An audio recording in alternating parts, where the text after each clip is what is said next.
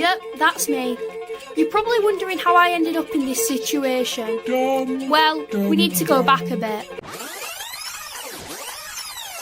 You can now walk all the way around the coast of England on what is the longest coastal walking route in the world. I'm Justin Runner. Let me take you on a walk along this new path. What it means is you can now go anywhere on the English coast and turn left or right and walk for as long as you want. Okay, so I've had an idea, and I don't fully know if it's a good idea, but we're doing it anyway. I don't know why I need to do it, but I feel like I need to do it. I don't hike, like, at all. I've walked places, obviously, but not like this. I'm so unbelievably unqualified for whatever this is. And the worst part is, I don't even know what I don't know yet. So this should go well. This is Britain. It's made up of England, Wales and Scotland. In England, they've actually made this an official thing. They've taken all the existing coastal paths, filled in the gaps and renamed it the King Charles III England Coast Path. And it's basically a walking route around the entire country. It's around 2,700 miles long, which feels excessive. I don't know what possessed someone to make that, but they did.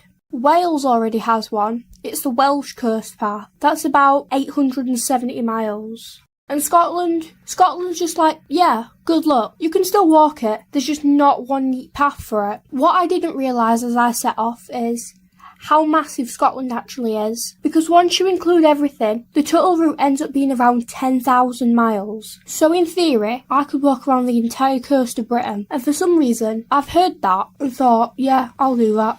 There's no official start or finish for this, so I'm making my own. I'm starting on the north side of the Humber Bridge. I'm going to walk around Britain anti-clockwise, and I'll finish when I walk back over the Humber Bridge. I chose this for two reasons. One, I think that's a pretty good looking ending to this story. And two, it's the closest place to my house. Today, starting in Humber Bridge Country Park, there's a free car park, toilets and a cafe. And when we pulled up, the lovely woman working there came out and gave me a free latte, which feels like a very good sign. So, we're off to a strong start. So, if you do come here, check out the Humber Wellbeing Hub. There's a cafe in there and I really enjoyed the coffee. This whole walk is just me and my CameraDad. He thinks this is a stupid idea and that I'll quit after one day. He's also carrying the bag and the camera today. The phone is attached to a DJI gimbal I got for my birthday. CameraDad does not know how to work it, so he will have to figure this out as we go. And with that, we walk. This episode is around 2.5 hours in total, covering roughly 6.5 miles. From here, we'll head south towards the Humber Estuary. The route then takes us directly beneath the vast structure of Humber Bridge, before continuing eastward towards the deep in Hull, tracing the shifting edges of river, estuary and coastline along the way. We'll walk through docks, industrial wastelands and even climb over rooftops. For now, I plan to upload one episode of my Walking the Edge of Britain series a month. As I get better at it, I'll increase that. Each walk will have two versions. The first, on my Patreon, is a full, unedited walk. No commentary, just the experience of the route as it is. Most of these will cover around 6 miles and take roughly 2 to 3 hours to complete. I'll also be releasing a downloadable Beastologist field guide. It'll map out the route you see in the video and include details on the local wildlife you might spot along the way. That'll be available over on my Patreon. The link is in the description. And I'll also include a free trial so you can look and see if it's for you.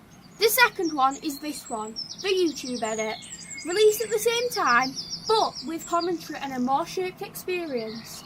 And just to be clear, if you're expecting heavily researched local history or deep economic breakdowns, this won't be that. I'm not doing any research for these. I've not even looked at a map yet. It's just me walking, reacting and sharing what I notice and already know. In fact, I'd expect most people watching probably already know more than me on some of this, so feel free to teach me in the comments.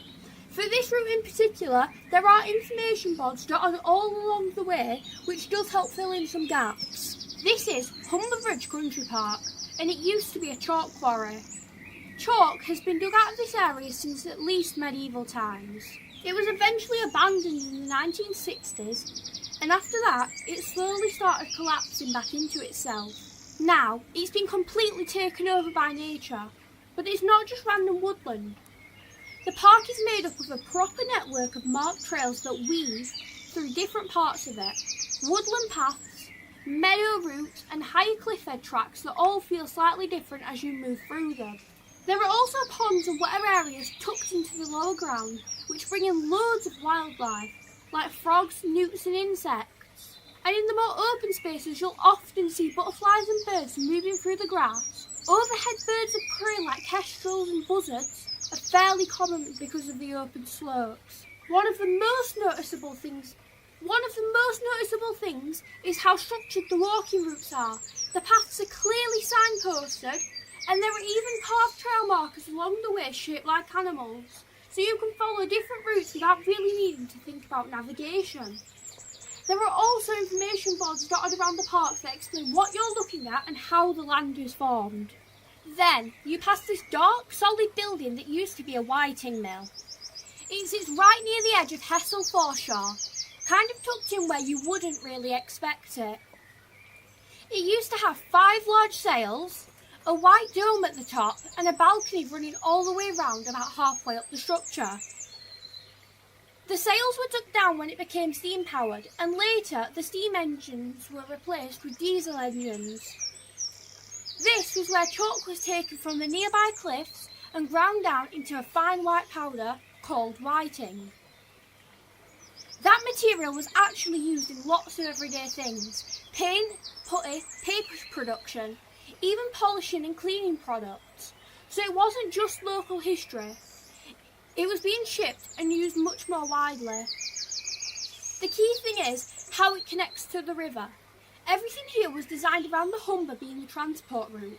So once the chalk was processed, it would be loaded and moved out on boats rather than by road.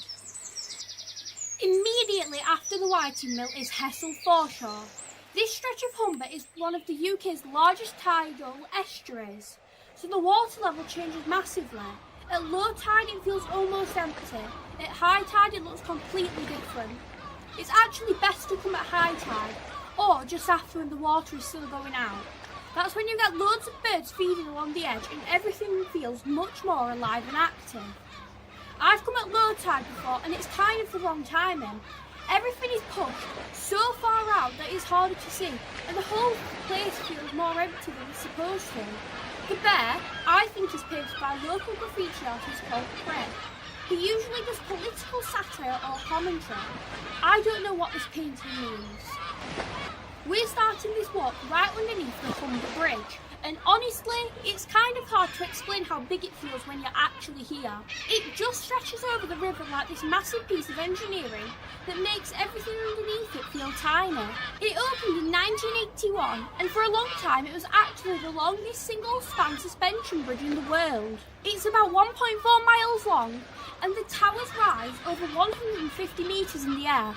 So even from far away, it dominates the whole skyline. Up close, it's even more overwhelming. This bridge has basically changed everything around here.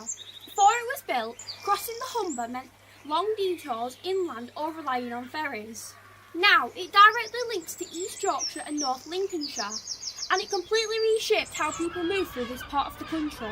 This part of our route isn't just the King Charles walking path, it's also the Trans-Pennine Trail and the Clive Sullivan Way, all overlapping in the same stretch. The Trans-Pennine Trail is an old rail line from the west to the east coast. It was used to transport coal from Barnsley down to the docks. Then there's Clive Sullivan Way, named after Clive Sullivan, a Hull rugby league legend and the first black captain of a Great Britain team.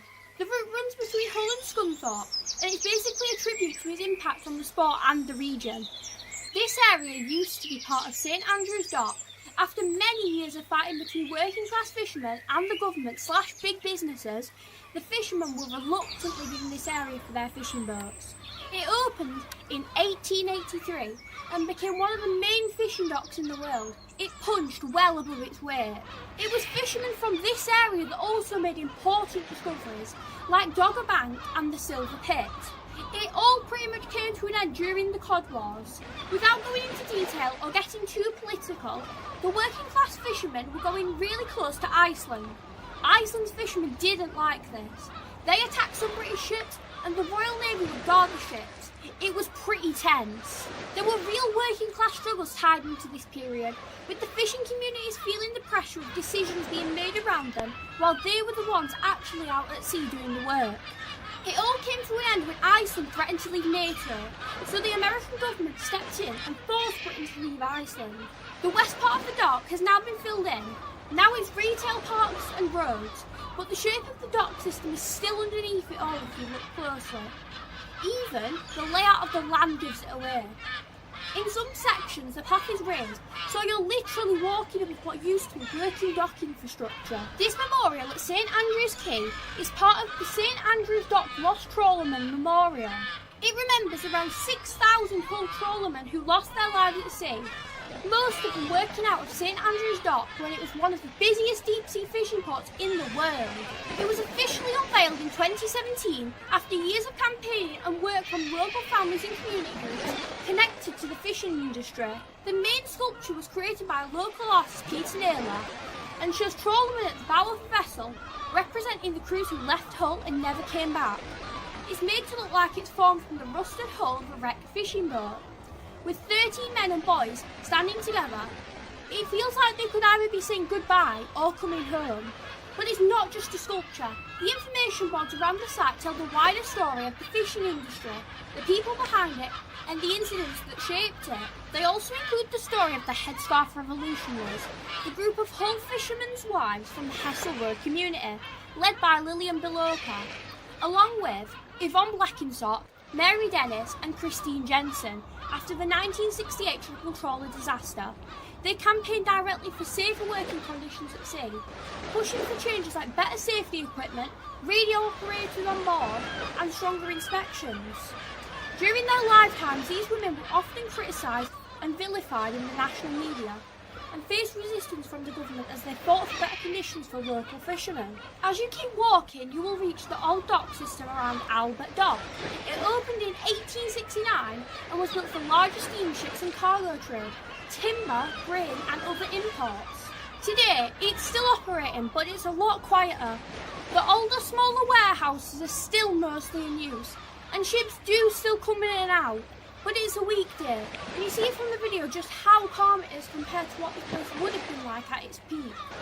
Then the route lifts you up on this elevated walkway system, and suddenly you're not really at ground level anymore. For a bit you're just moving across the top of warehouses, with the working docks and lorry yards happening underneath you. It's one of those moments where you kind of pause and think, I wasn't expecting this. This bronze statue is by Neil Hadlock, who I believe is American. It shows a Northern European family arriving in Hull, a man, his wife, a little boy playing with a crab, and their infant daughter. Over 2.2 million European immigrants came by ships to Hull on their journey for a better life in America. They would get off here, then catch a train from Paragon Station to Liverpool. At Liverpool, they would then catch ships to America. There's an identical statue in Liverpool marking the other end of the journey. I saw it. I think it says 9 million people on that one. That's because it also includes the British and Irish people who left. I wonder if there's one in America at the end of the journey. And finally, you reach the Dee. It looks completely different from everything else on the walk. Sharp, modern, almost futuristic. It sits right where the River Hull meets the Humber, and was opened in 2002 as a major aquarium and marine conservation centre. The building itself is designed to look like a great white shark cutting through the edge of the river, which makes it feel even more fitting as the final stop. It's also a proper endpoint for the walk. There's a car park, toilets and a cafe, so it actually feels like the place where the route naturally wraps up. So it kind of feels like the end of the story. The same river that carried chalk, coal, fish, ships and people now ends here, looking out into something completely different. Same water, completely different world. Today we finish this walk at the shark statue. See you next time.